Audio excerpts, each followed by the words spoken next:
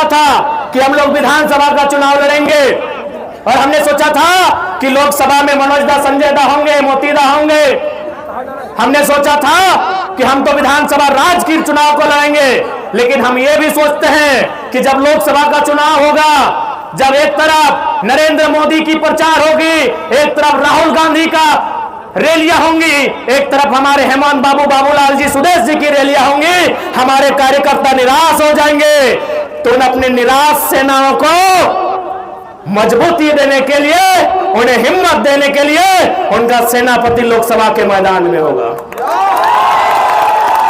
हमारी कोई इच्छा नहीं थी लोकसभा चुनाव लड़ने की। हम तो राज्य के मुद्दों के साथ यहां आए हैं, हम तो राज्य को नेतृत्व करने के लिए लोग हमें उम्मीदें कर रहे हैं, लेकिन लोकसभा में हमारा आना, हमारे साथ साथ हमारे जो भाई आज मंच पे खड़े हैं, इनका लोकसभा में आना खासकर मेरा इसीलिए कि हमारे सेना का मनोबल कम ना हो। जब सामने सुदेश जी आए, बाबूलाल जी आए, हेमंत जी आए, तो उनके सामने उनका बेटा, उनका सेना नायक झुमरा और पारसनाथ के बीच का टाइगर भी होना चाहिए। जय हिंद, जोहार झारखंड। मैं शमशाद आलम। झारखंडी महापंचायत की आगाज हजारीबाग लोकसभा क्षेत्र से होगी और एक सफल जो है कि महापंचायत साबित भी हुआ। इस महापंचायत को लेकर 3 विषयों पे बात करेंगे। पहला विषय आपका ये आता है कि आखिर हजारीबाग लोकसभा क्षेत्र के उम्मीदवार कौन होंगे। दूसरा आपका ये आता है कि इस महापंचायत में ये देखा गया कि एक बड़ा अनोखा तरह का जो है कि प्रयोग किया गया और झारखंड की राजनीति के इतिहास में पहला बार इस तरह का जो है कि अनोखा प्रयोग किया गया। आखिर वो कौन सा अनोखा चीज था जिसको लेकर जो है कि चर्चा बना हुआ है। और तीसरा जो महत्वपूर्ण पॉइंट है आपका ये आता है कि हजारीबाग लोकसभा क्षेत्र का जो पृष्ठभूमि है, उस पृष्ठभूमि के बारे में भी विस्तार रूप से जानेंगे। तो चलिए चलते हैं और पहला पॉइंट को समझने का प्रयास करते हैं कि आखिर हजारीबाग लोकसभा क्षेत्र का उम्मीदवार कौन होंगे। तो ये बात जो है कि उस मंच, महापंचायत के मंच से देखने को मिला है कि जो हजारीबाग लोकसभा क्षेत्र के उम्मीदवार होंगे वो संजय मेहता होंगे। चलिए समझते हैं कि आखिर संजय मेहता हैं कौन। संजय मेहता के बारे में विस्तार रूप से हम लोग बात करते हैं। संजय मेहता जो है कि जेबी केसेस के राष्ट्रीय उपाध्यक्ष है। जिस समय जयराम महतो का तबियत सही नहीं था, उस समय जो है कि जब जयराम महतो पिछले 90 दिन तक रेस्ट में चले गए थे और पब्लिक मीटिंग नहीं कर रहे थे, तो उस समय जेबी केसेस को जो पूरा संभाल के रखे थे, जेबी केसेस के लिए जो लड़ रहे थे वो संजय मेहता लड़ रहे थे। संजय मेहता बाखूबी जो है कि एक अच्छा वक्ता है, पढ़े लिखे इंसान है, तो बिल्कुल जो है कि कैंडिडेट जो हो गए वो आपका संजय मेहता होंगे, पहला। दूसरा आपका ये पॉइंट आता है कि जो उसमें एक अनोखा प्रयोग किया गया इस महापंचायत में, आखिर वो अनोखा प्रयोग क्या था। तो अनोखा प्रयोग ये था कि उस महापंचायत में एक बॉक्स बनाया गया और उस बॉक्स को जो है कि पूरे सभा में जो है कि घुमाया गया और उस बॉक्स का नाम दिया गया था मत पेटी। मत पेटी दैट मीन्स ये था कि आप जितने भी लोग उस सभा में आए हैं, महापंचायत में आए हैं, दूर दूर से आए हैं, झारखंड के कोने कोने से लोग आए हैं, वो अपना मत को दे के आखिर इस पार्टी का उम्मीदवार कौन होंगे, इस पार्टी में जो है कि क्या बेहतर किया जा सकता है।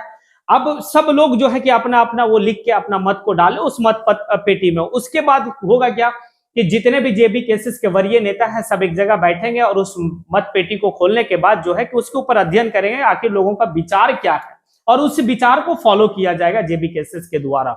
उन लोगों का जो मत दिया गया वो उस मत के ऊपर। और तीसरा जो सबसे महत्वपूर्ण पॉइंट आपका ये बनता है वो आपका ये है कि हजारीबाग लोकसभा का जो वर्तमान का जो सांसद महोदय है वो जयंत सिन्हा है। जयंत सिन्हा बीजेपी का कैंडिडेट रहे हैं 2019 में और वो चुनाव को जीते।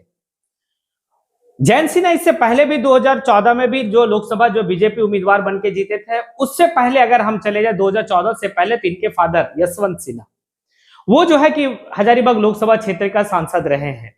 अब यहां पर यह देखना होगा कि जयंत सिन्हा के लिए क्या एक मुश्किल आ सकती है या फिर जेबी केसेस जो है कि जयंत सिन्हा का खेला बिगाड़ सकता है। तो बिल्कुल जो है कि जिस तरह का महापंचायत में भीड़ को देखा गया, इस भीड़ को देखने के बाद यह समझ बिल्कुल आता है कि इस बार जयंत सिन्हा के लिए हजारीबाग संसदीय क्षेत्र या हजारीबाग की सीट जो है कि इतनी आसान नहीं रहेगी जितना आसान पहले लोग सोचते थे, क्योंकि उस भीड़ से जयराम महतो जो है कि हमेशा प्रहार किए जयंत सिन्हा के ऊपर, क्योंकि जयंत सिन्हा आपके पास आएंगे और आने के बाद जो है राम के नाम पे, जाति के नाम पे, धर्म के नाम पे वोट मांगेंगे, लेकिन 19 में जो उन्होंने वादा किया था उस वादा को लेकर वो वोट नहीं मांगेंगे। जो वो वादा जनता से किए थे कि मैं अगर हमारी सरकार बनती है तो मैं इस काम को करूंगा, उस काम को करूंगा, जो उनका मैनिफेस्टो था, उस मैनिफेस्टो के आधार पर वो काम नहीं किए। जनता पूछेगी और जनता जाग चुकी है। इस बात को लेकर जयराम महतो स्टेज से जो है चीख चीख के लोगों को समझा रहे थे। अब देखिए पृष्ठभूमि को, इस बात को देखेंगे कि हजारीबाग लोकसभा क्षेत्र में जो है कि आपका 5 विधानसभा क्षेत्र आता है। वो 5 विधानसभा क्षेत्र कौन कौन सा विधानसभा क्षेत्र है और उस विधानसभा क्षेत्र में कौन कौन जो किस दल का जो है कि विधायक अभी वर्तमान में है। पहला चलते हैं बरही, दूसरा है बड़कागांव, तीसरा मांडू, चौथा हजारीबाग है और पांचवा जो है रामगढ़ है। तो बात को समझते हैं कि बरही अभी जो वर्तमान जो है कि वो किनके पाले में है जो है। तो बरही का विधानसभा का जो क्षेत्र में जो विधायक जीते हुए हैं वो उमा शंकर अकेला, वो आपका जो है कि कांग्रेस पार्टी से है। और दूसरा बड़कागांव अंबा प्रसाद, आखिर अंबा प्रसाद को कौन नहीं जानता, सबसे कम उम्र की विधायक रही वो इस बार, वो भी कांग्रेस से है। तीसरा मांडू उनको भी पटेल साहब को हर कोई जानते हैं क्योंकि वो जेएमएम को छोड़ के बीजेपी में गए और बीजेपी से वो कैंडिडेट रहे और चुनाव जीते भी। आज वर्तमान में मांडू का विधायक पटेल साहब है। हजारीबाग से जो है कि वहां पर भी आप देखेंगे तो जो है कि बीजेपी का उम्मीदवार है। रामगढ़ आजसू, पहले रामगढ़ 19 में जो है कि कांग्रेस जीता, लेकिन उसके बाद जो है कि आपका जब बाय इलेक्शन हुआ तो वहां पे आजसू जो है कि जीता। तो यहाँ पर जो है कि राहें कुछ जो है देखने को मिल रहा है कि बेहतर हो सकती है जेबी केसेस के लिए, और जेबी केसेस इस सीट पे अपनी जो है कि पूरा दमखम दिखाएगी। जिस तरह से जयराम महतो आपके जो है कि गिरिडीह लोकसभा क्षेत्र से चुनाव लड़ने का ऐलान किया, उसी तरीके से जो है कि संजय मेहता आपके जो है कि यहां से चुनाव को लड़ेंगे। अगर मेरी बात से आप लोग सहमत है तो आप कमेंट बॉक्स में आके जरूर कमेंट करें। इसी के साथ मैं अपनी बात को यहीं पे समेटता हूं। जय हिंद।